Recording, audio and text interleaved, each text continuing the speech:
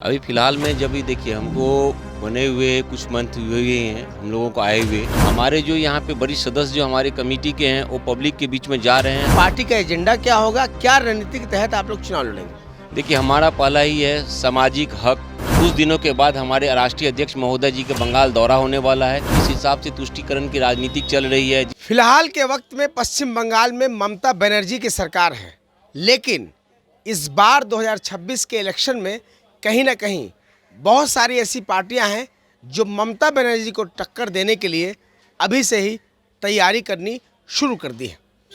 हम बात करने की कोशिश करेंगे। हमारे साथ बातचीत करने के लिए हैं तेज प्रताप यादव की पार्टी जनशक्ति जनता दल के प्रदेश अध्यक्ष और पुराने नेता कुमोद चौधरी जी, जो कि कई पार्टियों में पहले रह चुके हैं, कई वर्षों का इनका राजनीतिक अनुभव है। उनसे ख़ास तौर पे हम पश्चिम बंगाल की राजधानी कोलकाता में बातचीत करेंगे और समझने की कोशिश करेंगे कि आखिर जनशक्ति जनता दल की रणनीति इस बार के इलेक्शन में क्या है। सबसे पहले आपका स्वागत है कुमोद जी NBC 24। बहुत बहुत धन्यवाद, नमस्कार। आपकी पार्टी ऐसी कहें कि नई पार्टी है जिसके अध्यक्ष बने हैं आप, लेकिन आप तो पुराने नेता हैं। तो इस पार्टी के प्रचार प्रसार और संगठन को मजबूत करने के लिए सबसे पहले आपकी क्या कोशिश है और क्या कर रहे हैं आप? अभी फ़िलहाल में जब भी देखिए हमको बने हुए कुछ मंथ हुए हैं हम लोगों को आए हुए। अभी बंगाल में हम लोगों को यहाँ पे अभी हमारे जो कमेटी की घोषणा हुई है, कमेटी में जो हमारे वरिष्ठ अधिकारी लोग जो हमारे पास में जुड़े हुए हैं और जनता लोग के बीच में हम लोग जा रहे हैं। हमारा लोगों का एक लक्ष्य होता है जो अभी किसी भी हालत में यहाँ की बदलाव के लिए हम लोग विचार कर रहे हैं, विचार करने और हमारे जो माननीय राष्ट्रीय अध्यक्ष जी हैं उन लोगों का दिशा निर्देश के ऊपर में हम लोग आगे की प्लानिंग करते हुए जा रहे हैं। जिस हिसाब से हमको वो दिशा निर्देश देते हैं फिर उस हिसाब से हम लोग काम कर रहे हैं।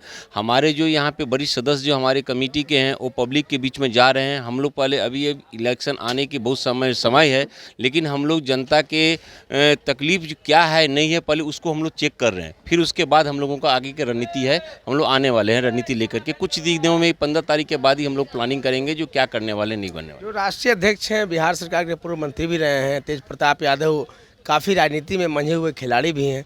तो क्या कुछ निर्देश पश्चिम बंगाल के इलेक्शन के लिए उन्होंने दिया है और पार्टी का एजेंडा क्या होगा, क्या रणनीति के तहत आप लोग चुनाव लड़ेंगे? देखिए हमारा पहला ही है सामाजिक हक, सामाजिक न्याय, हम लोगों का है अपूर्ण बदलाव। हमारा 3 जो है फार्मूला है, इस फार्मूले के तहत हम अभी काम कर रहे हैं और इस फार्मूले के तहत ही हम पब्लिक के बीच में जा रहे हैं। और आगे की रणनीति है कुछ दिनों के बाद हमारे राष्ट्रीय अध्यक्ष महोदय जी के बंगाल दौरा होने वाला है। उस बंगाल दौरा राष्ट्रीय कमेटी के बंगाल दौरा होने वाला है।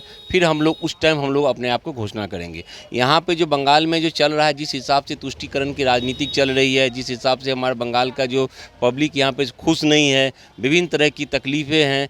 यहाँ पे देख रहे हैं जो बेरोजगार का मुद्दा है, विभिन्न तरह के मुद्दे हैं यहाँ पे चल रहे हैं और तुष्टीकरण सबसे बड़ी है इशूज़ है। इस इशूज़ को लेकर के हम लोग पब्लिक के बीच में जा रहे हैं और हम लोग प्लानिंग कर रहे हैं कैसा क्या करना है नहीं करना है। एक सवाल और भी है कुमोद जी, तेज प्रताप यादव लालू यादव के पुत्र हैं, उनकी अपनी पार्टी है, लेकिन लालू यादव उस परिवार से ममता बनर्जी का रिश्ता घरेलू रहा है। लालू यादव को अपने पिताजी की तरह मानती हैं, बड़े की तरह इज्जत करती हैं ममता बनर्जी। ऐसे में जनशक्ति जनता दल अगर उनके खिलाफ में चुनाव लड़ती है तो क्या रिश्ता में कोई खटास पड़ेगा, क्या असर पड़ेगा? ये देखिए ये राजनीतिक है, सबसे बड़ी बात है ये राजनीतिक है। पार्टी का सब पार्टी का अपना अपना एजेंडा हो तो सब पार्टी का चलने की अपना स्टाइल है, सब पार्टी की अपनी विचारधारा है। हमारे जो तेज प्रताप यादव जी हैं एक बिहार का उभरता हुआ चेहरा है।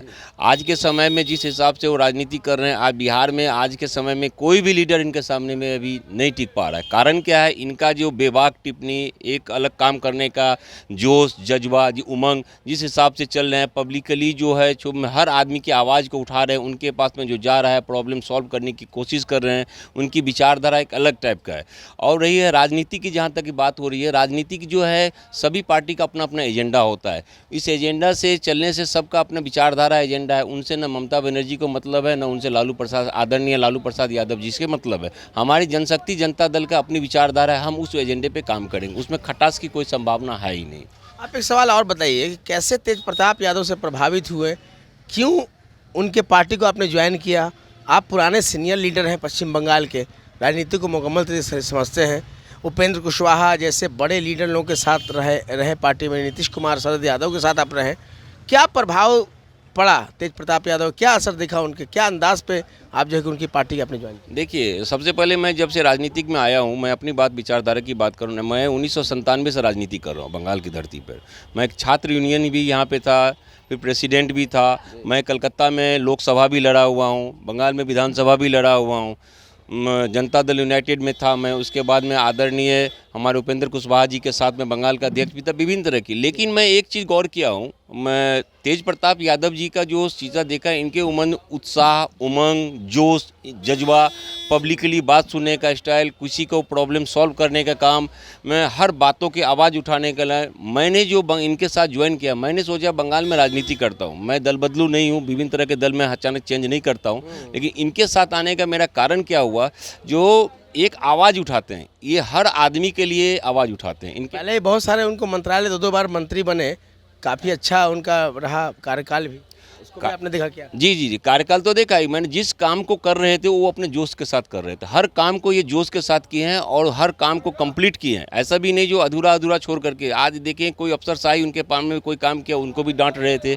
कोई आदमी जा रहे हैं, कोई विरोध, ऐसा है विरोध करना जानते हैं। जो आदमी, जो लीडर आज के समय में ऑनेस्टली विरोध करे, तो समझिए वो लीडर जो है आज के समय में गलत सही नजर आता आपको? हाँ जी, एकदम सत्य, सही मार्ग पर चल रहे हैं, सत्य मार्ग पर चल रहे हैं, अच्छे हैं, मजबूत लीडर हैं। अच्छा, चलिए अब सवाल उस पर आते हैं, आगे बढ़ते हैं। ये जनशक्ति जनता दल कितने सीटों पर चुनाव लड़ेगी पश्चिम बंगाल में, और कहाँ कहाँ आपका खास तौर पे आप लोगों का फोकस है? चुनाव का जहाँ पे सिचुएशन चल रहा है, हम तो चलते हैं आदरणीय हमारे राष्ट्रीय अध्यक्ष महोदय जी के दिशा निर्देश पर चलेंगे। लेकिन अभी इस बार जो है हम लोग 50 विधानसभा लड़ने की प्लानिंग कर रहे हैं, जिस हिसाब से हमारा तैयारी चल रहा है। कलकत्ता में जो है हमारा कलकत्ता में जो है हम लोग 7 से 8 विधानसभा में लड़ रहे हैं। हावड़ा बगल में है, नॉर्थ 24 परगना है, साउथ 24 परगना है, दमदम में, ये सब जो इलाके हैं, फिर आसनसोल का है, सिलीगुड़ी इलाका है। ये सब इलाका जो हमारे जो हिंदी भाषी बेल्ट जो हैं, उस बेल्ट में हम जाएंगे।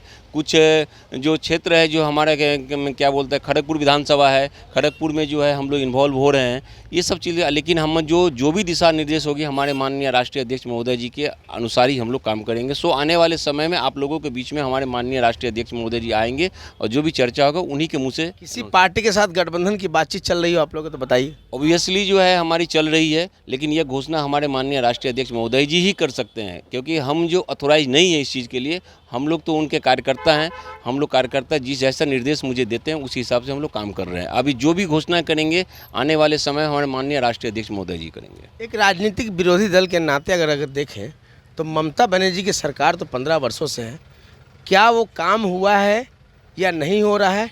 कैसे उनकी सरकार को आप देखते हैं, एक नागरिक के नाते भी और नेता के नाते भी? नागरिक के नाते करिए, नेता तो छोड़ दीजिए। 0/0 की मैं बात कर रहा हूँ। हम वाम फ्रंट की राज भी देखे हैं। वाम फ्रंट के समय में जो हमारा जो सिचुएशन था, यहाँ पे टोटली यहाँ पे जो है इंडस्ट्री बंद हो गई। टोटली इंडस्ट्री, एक भी इंडस्ट्री यहाँ नहीं खुली। एक हमारे बंगाल में आए थे, सिंगूर आए थे, इतना इन्होंने विरोध किया, जो पश्चिम बंगाल की जनता को लगा जो हमारे ईमानदार लीडर हमारे यहाँ पे आ गए हैं, तो हम लोगों ने आँख मूंद कर उनको सपोर्ट किया। सपोर्ट करने के बंगाल में एक इंडस्ट्री ऐसा नहीं हुआ जो हमारे यहाँ पे इंडस्ट्री बना। एक इंडस्ट्री तो बना नहीं, बिलाई कि यहाँ से सब भागे हैं, पलायन है। यहाँ पे लोकल जो है वर्क करने के लिए जा रहे हैं, महाराष्ट्र जा रहे हैं, गुजरात की तरफ जा रहे हैं। ये इंडस्ट्री नहीं है। 0/0 की मैं मार्क्स दूंगा। और रही बात राजनीति की बात करेंगे, तो राजनीतिक में तो वही सेम कंडीशन होंगे। एक यहाँ पे वर्क ही नहीं है। यहाँ पे जो टोटल वर्क करें आप, जहाँ भी जिस क्षेत्र में आप बैठे हुए, यही एक तो कैलेंडर मार्केट है। आज से 20 साल 25 साल पहले यही मार्केट एक से आसमान छू रहा था। आज के समय एशिया महादेश का सबसे बड़ा मार्केट ये कैलेंडर मार्केट। आज आप यहाँ पे दुकान देखिए, यहाँ पे जाकर के देखिए, किसी दुकानदार बिजनेस व्यवसायी से बात करिए, सब रो रहे हैं कि काम नहीं है, रोजगार नहीं है, हर चीज़ कुछ नहीं है यहाँ पे। और यहाँ पे गुंडागर्दी बढ़ गई है, यही बस समझिए। वाम फ्रंट के लीडर आए हैं तृणमूल में, यही सब चल रहा है। लेकिन देखा जाए तो आप भी बीजेपी के भाषा बोल रहे हैं। बीजेपी भी लगातार यही बात बोली, ममता जी पे हमला कर रही है, आप भी उसी अंदाज में बोल रहे हैं। नहीं, ये ऐसे कुछ नहीं है, राजनीतिक है। हम जो विरोध करना तो हमारी ड्यूटी है। हमने जो गलत देखेंगे तो विरोध करेंगे, ये हमारा फर्ज है। अब जो अच्छाई को अच्छाई भी बोलेंगे, बुराई को बुराई बोलेंगे। चलिए, एक आखिरी सवाल आपसे कि अब ये बता दीजिए कि आप लोग की तैयारी कैसी है, और कैसे 15 साल की जो ममता बनर्जी की सरकार है उसको गिराने की कोशिश कैसे करेंगे, जनता में क्या बताएंगे, और कैसे जो है कि उनको हटाने का प्रयास करेंगे, ये बता दीजिए। माने कैसी तैयारी आप लोग, खास करके उनकी क्या कमजोरी है जो जनता को आप बताएंगे?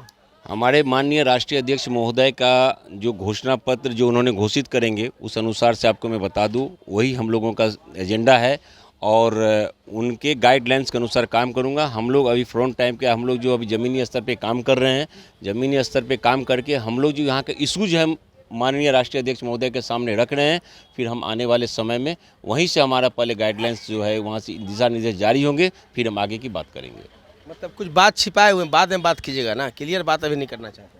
आदरणीय राष्ट्रीय अध्यक्ष महोदय के पहला वर्ड जो उनके मुंह से निकलेगा उसके बाद ही हम लोग करेंगे। हम पहले कार्यकर्ता हैं, कार्यकर्ता उनके बाद काम करेंगे, उनको हम दिखाते हैं, यहाँ के इशूज सब बताते हैं, उनके सामने में जाती है, फिर वो अपना एजेंडा तैयार करते हैं, फिर हम लोग आगे बढ़ेंगे। चलिए बहुत बहुत शुक्रिया आपका NBC 24 थैंक यू। कुमुद की बात करने के लिए। बहुत बहुत धन्यवाद। कुमुद चौधरी जी जो कि बता रहे थे कि ममता बनर्जी की सरकार किस हालात में पश्चिम बंगाल को लाकर खड़ी कर दी है।